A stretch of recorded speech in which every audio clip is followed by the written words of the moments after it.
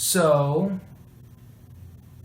let's start talking, I guess. Sounds good. Hello, everyone. Welcome to whatever this is. I'm probably going to call it stupid, like Aric. I'm probably going to call it... Yeah, call it stupid. Yeah. That would be great.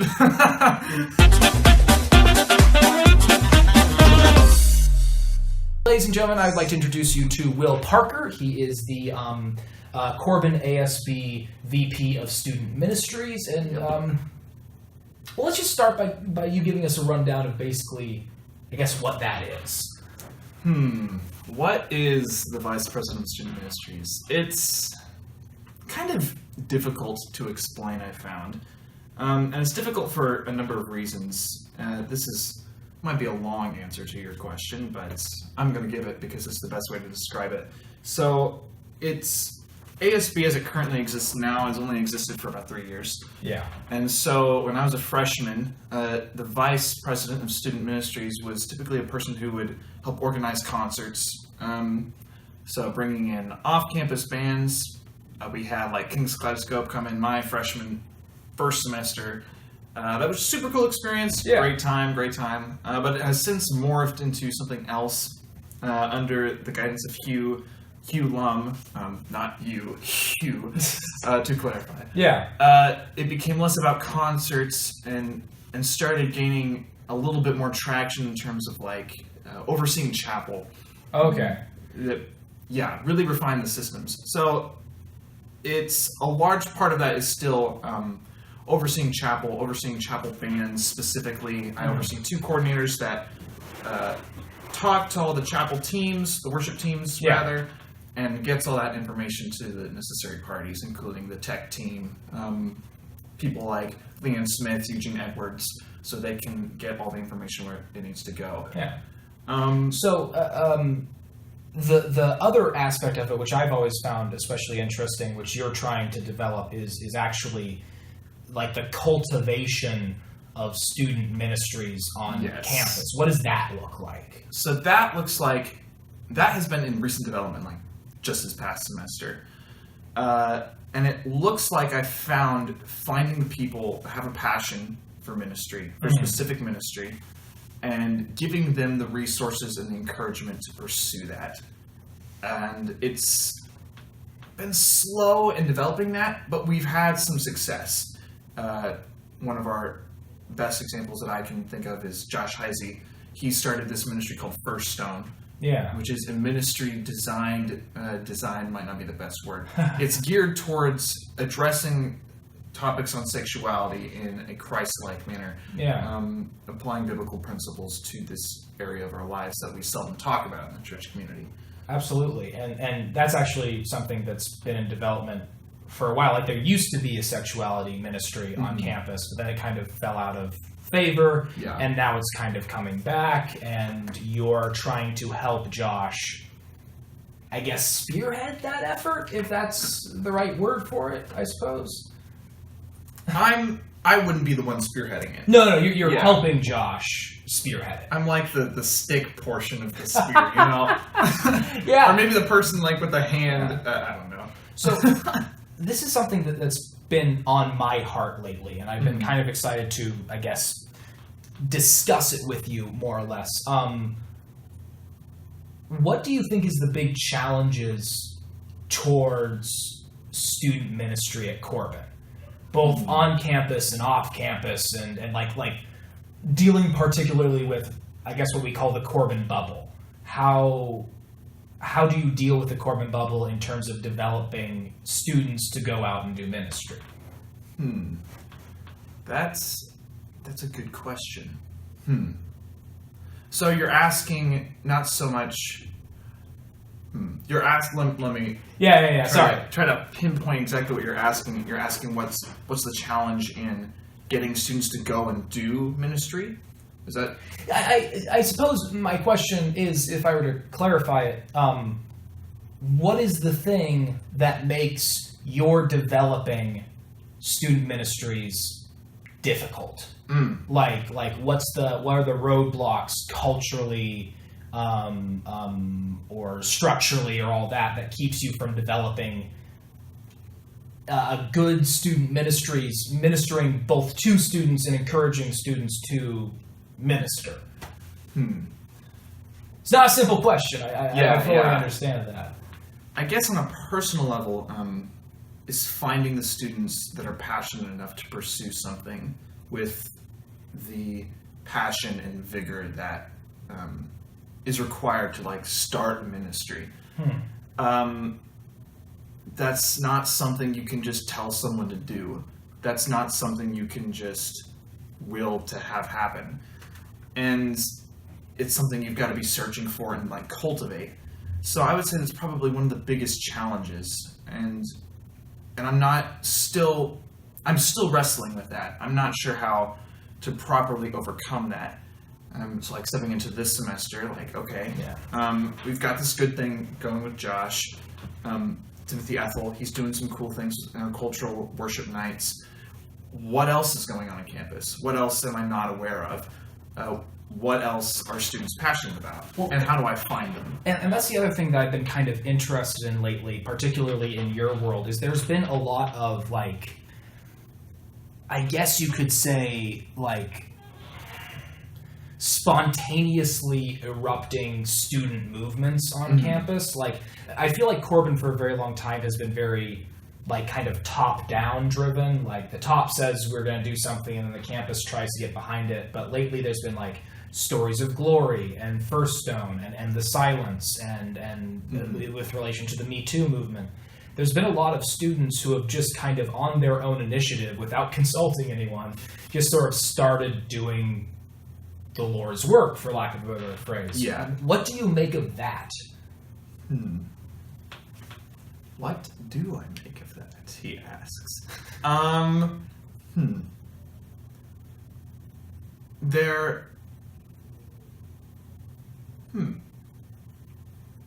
It's a lot harder to answer questions when you're being recorded.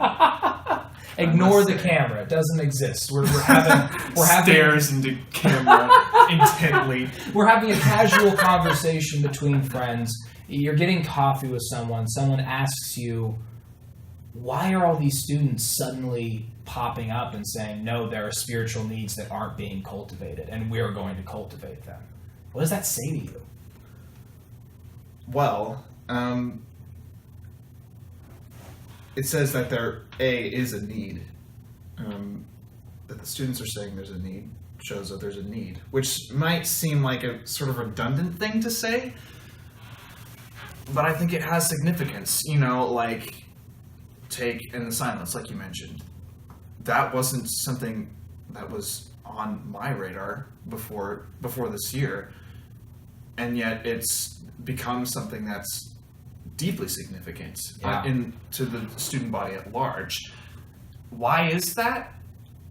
Perhaps it's simply because people are beginning to discuss and realize there's this need to address sexuality in a way that's holy and pleasing to God, and they're stepping up about it.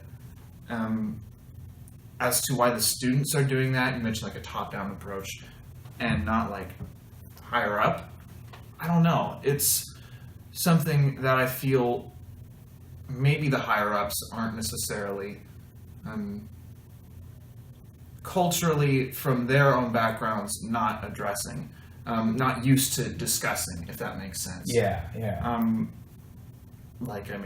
My parents never talked to me about like things like sexual assault. That was something that they would never discuss with me. At least not in any normal context, I think our generation, or lack of better terms, this current Corban culture is beginning to realize that there is value in talking about these things. There's value in addressing them.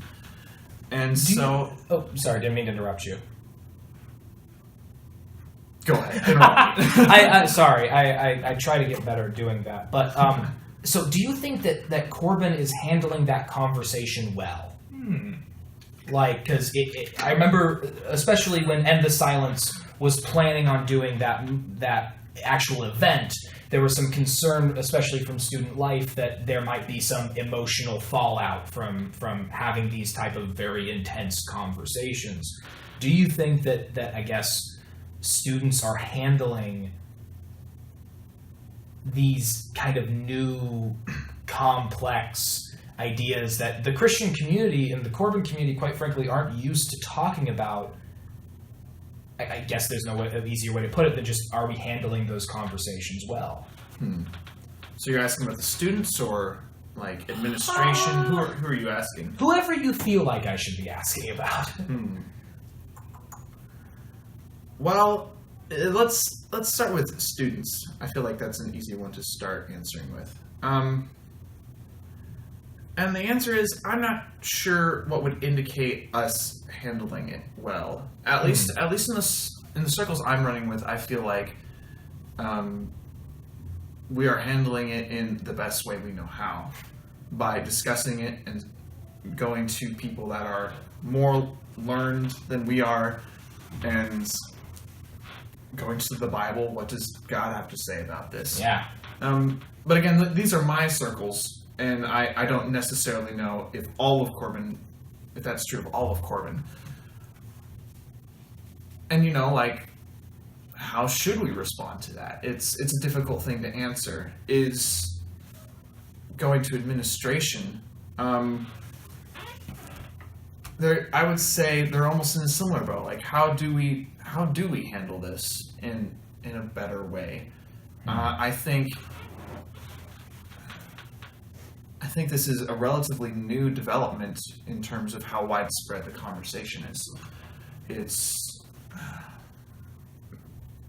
goes without saying, it's frankly challenging to wording. And full disclosure, I was not expecting this conversation to veer in this direction, but now that we're here. Yeah. I don't know. I would never fault anyone for how they're trying to handle it. I think everyone involved is doing their best to address these issues in the best way they know how. Whether that is the best way, I can't say. And that might sound like it's sort of like a dodgy answer and don't want to take a stand. But I don't know. That's fair. I don't have that kind of training or knowledge or any of that. No. I am more excited to see that it is being talked about at all. What I've found in my short existence thus far is that sexual sin in any format, when it is not discussed, leads to complications. It gets out of control. Kind of like personal testimony.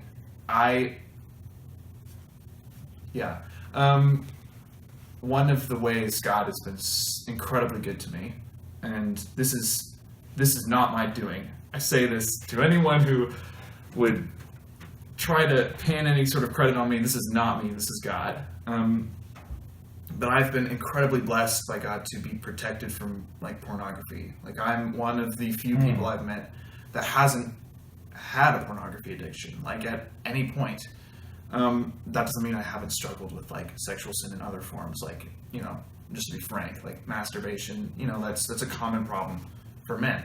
But as far as pornography, that God has been incredibly good in protecting me from that, and I attribute it all to a camp counselor I had when I was in 5th grade, who every day of the week he said, "Guys, don't do this. Run away from it. Fear it. Stay as far away from it as possible." Whether or not it was involved in the conversation you guys just had or not, that was just how he ended. Yes. He was like, "Don't do this." That's a good guy. Yeah, and it's saved me from so much hurt. It will continue to save me from so much hurt. My marriage looks completely different whenever that happens because of his actions. I don't even know what that means. And that is a result of talking about it. That is a result of a guy talking to some 5th graders, people that probably, most Christian circles at that time, this was back in 2005, I don't know. Wow, okay. most people would say, oh, they're too young. That's something I've noticed about the Christian community, is that we're so concerned about sexual purity, but as soon as the conversation gets brought up, it's always, especially with parents, and not to bash parents, I mean, they're awesome, but like it's always, no, my kid's too young to be learning about this. Like, I remember my pastor preached from the pulpit saying that I want my grandkids to be more educated about their reproductive system than their grade school teachers. And like, that's an interesting thought to have, where like, because I remember so much of like, this might get a little graphic, but like adolescent sexuality is so much based on confusion and kind of blindly reaching out to find something rather than something, I don't know, like healthier than just like a complete blindness trying to figure something out. Yeah. Like, I will always adamantly stand on the side of give them instruction earlier. Talk about this as soon as you can. Why wouldn't you? We say as two college students who probably aren't going to have kids for like years, but yeah. So I was actually going to ask you this question, but I think we've already kind of got there, which is, what is from your perspective as a student ministries person, what is the biggest spiritual problem facing Corban's campus? But it sounds like, and correct me if I'm wrong, that you personally think right now, at least, that's the sexuality issue. I can't know for certain. Come on, man, that's no fun. Well, because the reason is like, how can one person be able to fully recognize the vast majority of spiritual needs? I think that is sexuality is a main one, but I think it's been a main problem for a long time. It's something we've needed to address for a long time. And yeah, sure. If we want to pick one thing that's like, this is the main problem, that very well could be. But is it a result of something deeper? Is there a deeper problem at play? I think what I would be more comfortable saying is the spiritual issue is a lack of frankness. Ever since Corban, I got to Corban, even before that, this has been a soap opera of mine since like high school. These Christian circles that we have, there's this facade that everything's okay, that we are doing fine, that we have ourselves put together, and we put on this air in front of each other that everything's fine and I'm a good Christian. And that is something that consistently fails to be true. And it's in those facades that things like, sexuality that just become warped and twisted by sin. It's in the not talking about it, saying, I have a problem, I need help. And that's something, when I talk about like the Corban bubble or the Christian bubble, that's kind of what I think about a lot, is that there's this kind of rigidity where if you fall outside a kind of set of parameters, you're not really viewed as, like, there's a judgment to it. You're not part of the club. Yeah, exactly. Yeah. Which Christianity should be the furthest thing from a club possible. Yeah. But, it is. Start recording again. Okay, hang on. I'm just going to really quickly clap again. Oh, is this still operational? Wow, that's still playing, isn't it? Cool. Anyway, so I just clapped again so we can readjust the footage as needed. Sorry, I just needed to double check on that. No worries. So we were talking about how, like there's this rigidity, right? Where like you're not a part of the club, you're not a part of the circle, you're not a part of this or that if you're struggling in a certain type of way. Or even if you like, so for example, today I was giving a talk in one of my political science classes, and one of the subjects we were talking about is I asked people basically, is there anyone here who thinks they're a Democrat or progressive or liberal? No one raised their hand. Interesting. When I asked, would you consider yourself a conservative, everyone but one person in the class raised their hand. There's only one person who was like on the fence about what they were. And first off, could you scoot a little closer? The only reason I ask is because of how the microphone works. Anyway, this is an experiment. This is the first time we've tried this blasted thing. So it just feels like there's this weird uniformity that dominates Corban, but also just Christianity in general. And and I'm a conservative. I have no problem with that type of ideology. But do you think that an inability to deal with disagreements within our community hampers our ability to engage with the wider world? Yes. Would you like to elaborate? Well, I think of all the communities that should be able to discuss and argue well, those of us, Christians, that have this singular thing that unites us all, which is Jesus Christ and his redemptive power, and the fact that he has redeemed us from all sins, this single unifying factor, that should enable us to be able to discuss and argue and disagree on all manner of topics, but still come back at the end of the day and say, but we are still followers of Jesus Christ. And maybe how you go about that is different than how I go about that, and we may disagree vehemently. But they should still be able to love each other. And the fact that we're not able to do that a lot of the time is deeply disturbing. And how that relates to the outside world, in which we are aliens, we are foreigners. Yeah. I mean, we are called to love our brothers and our enemies. If we can't love our brothers, how much more impossible is it to love our enemies? Fair enough. So we've been talking kind of up here for a while. I'm going to bring it back down a little bit. You have decided for yourself that you're not going to be running for VP of Student Ministries again next year. Yep. I guess I have two questions. I'll ask you both of them. You can decide which one you want to tackle first. The first is, what challenges do you think your successor is going to face? What are the issues that they're going to have to tackle next year that you didn't have to tackle? Or if they're the same issues, what are those issues? And also, what are you planning on doing next year? We've talked a little bit about this, but what are you hoping to accomplish next year outside of your role in leadership? Well,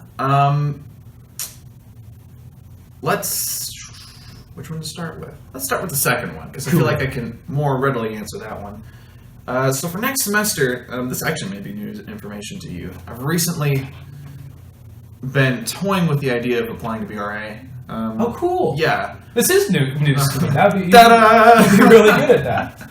Yeah, so we'll see what happens with that. It's kind of like been something that I feel like God's been prompting me to at least send in an application for.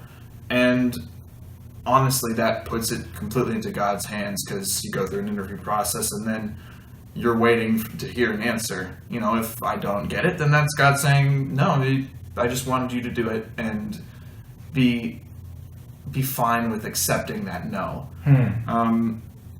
Or God wants me to be an RA and to pour into the life of a Hall community. And both are good experiences. Both have their value. And so it's like, if both outcomes are valuable, then I probably should do it. But at the same time, I've had this passion for a long time to engage in off-campus ministry, specifically with refugees, if possible.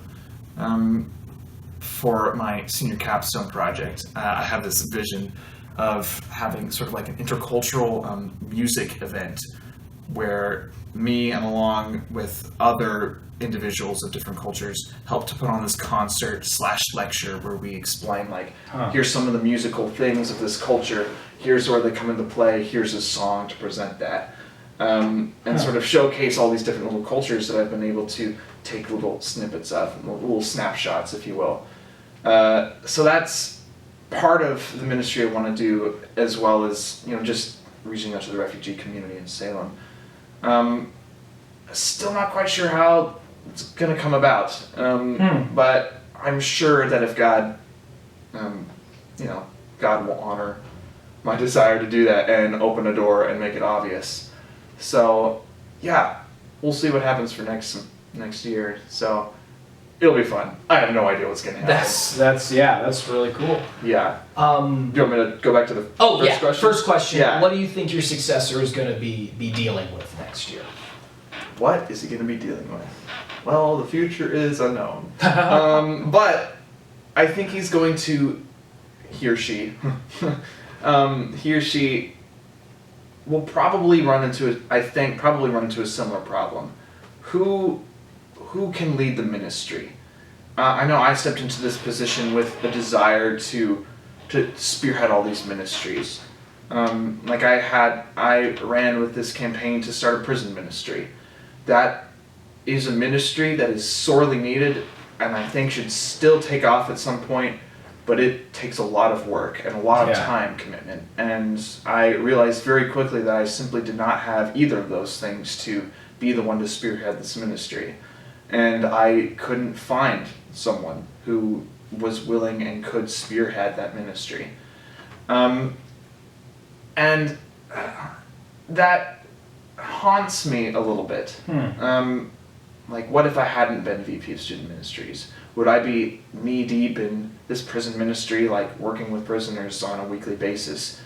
And I don't know. It's asking those sorts of questions doesn't really bring any sort of level of contentment. But it makes a good point. The person stepping into that position will have to rectify that. What do I do when there's no one to take this ministry that I'm passionate about but can't follow through with? Where are the people that are passionate about a ministry? Even finding out what the need is. I know that's been a struggle of mine as well, is I have my friend group, and maybe this is a fault of mine. Maybe I haven't done enough exploring and talking with more people, finding out what is the actual need of the campus, spiritually speaking.